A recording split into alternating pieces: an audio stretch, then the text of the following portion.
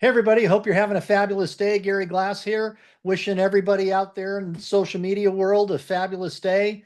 It doesn't matter which platform you're on, whether you're Facebook or TikTok or LinkedIn or I don't know, Instagram or whatever, you're welcome here. We've been reading Napoleon Hill's book, The 12 Miracles of Life, and we've gotten into the sixth chapter, that sixth miracle of life, which is sorrow, the path to the soul.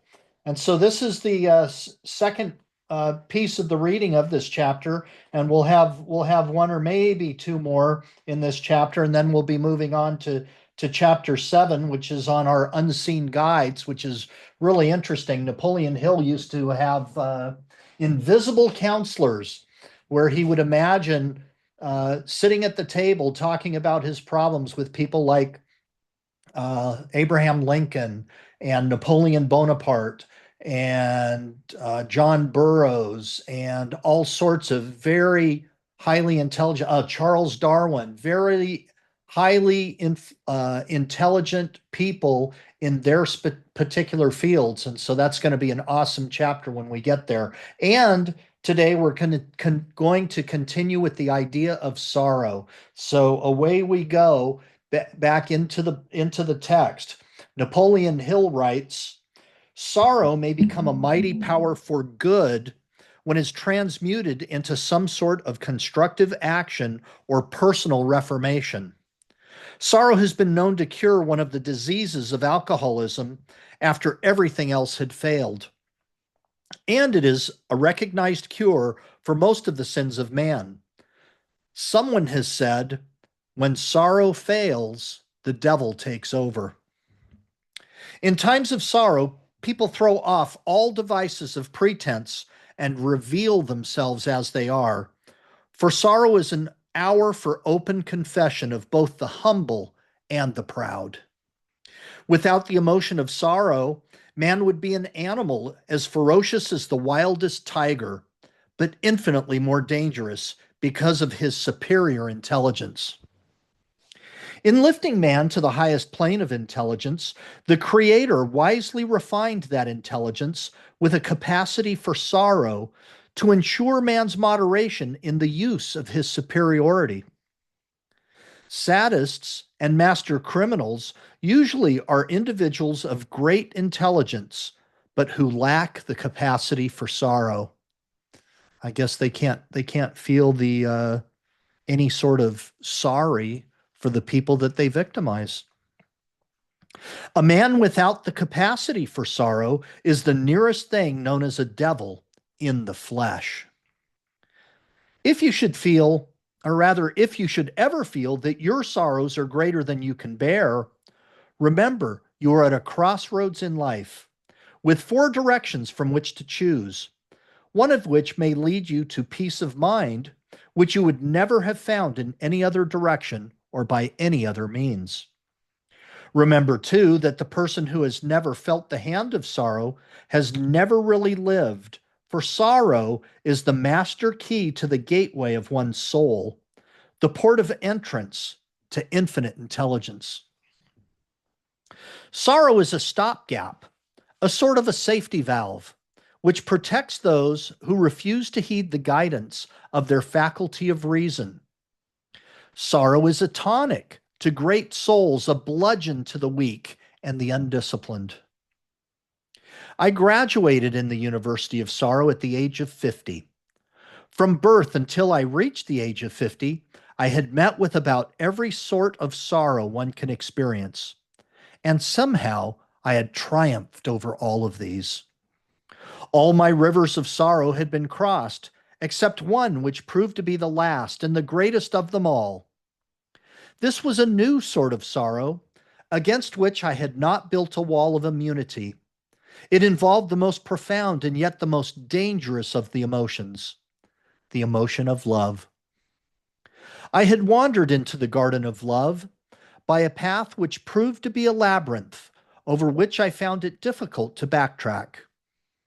I had seen hundreds of my students make this same mistake, and always I had felt something only slightly less than contempt for them because of their weakness.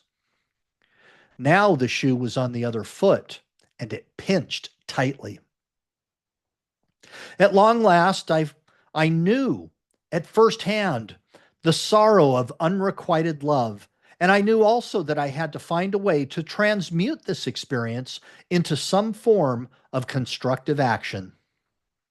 With this experience, as with all previous similar experiences, I began the transmutation by setting for myself a work task which left me no time for grieving. By some strange move of the hand of fate, I was guided to the little town of Clinton, South Carolina, where I settled down to lick my heart wounds and rewrite the science of success, a task which required over a year.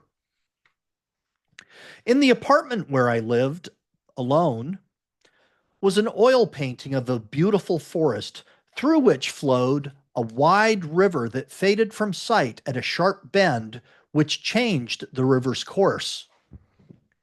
Night after night, I sat in front of that painting, waiting and watching for the ship of hope to sail around the bend. But the ship never came, and the days turned into weeks, and the weeks into months, which found me alone with myself. I had always managed to escape from every other unpleasant circumstance of my life. But here I was, seemingly inseparably imprisoned with myself, and the boredom seemed greater than I could endure. I was destined, I was destined to learn from this experience one of the greatest lessons of my meteoric career, namely, that man is not complete without the companionship of the woman of his choice. I could have learned the lesson in no other way. Boy, I feel like I've been learning that lesson for years. Anyway, one evening, after I'd been living alone with myself for a year, I was dressing for a dinner engagement and the lights in my apartment were low. I happened to glance at the painting on the wall, and by some strange phenomenon, due to the faint light showing on the picture, I saw a perfect picture of a ship coming around the bend. My ship of hope at last, I exclaimed. As I sat around the table for my dinner guests that evening, I made another discovery which clearly revealed to me why I had been guided to the little town of Clinton. For there, in front of me, sat my future wife, the one for whom I had been searching hither and yon, not knowing that she lived almost next door to me. So, out of my greatest sorrow, the eternal law of compensation yielded me the greatest of all my riches, a wife, perfectly suited in every way to walk arm in arm with me down through the afternoon of life. While we work together putting on the finishing touches of a career through which sorrow has been transmuted into a philosophy destined to benefit millions of people, some of them as yet unborn. But the payoff never would have come.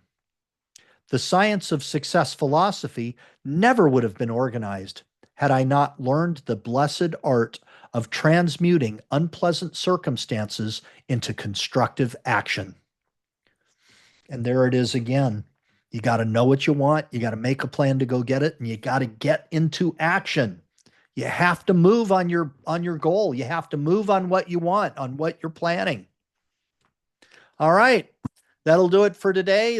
There's another piece done out of the 12 miracles of life. I think we've only got one more, maybe two more readings of this chapter, and then we'll move on to our unseen guides. Can't wait. I'm excited to get started with that chapter. All right, that's going to do it. We'll talk to you soon. We'll see you again with the 12 miracles of life. God bless you. God bless me. God bless us, everyone. See you soon. Bye-bye.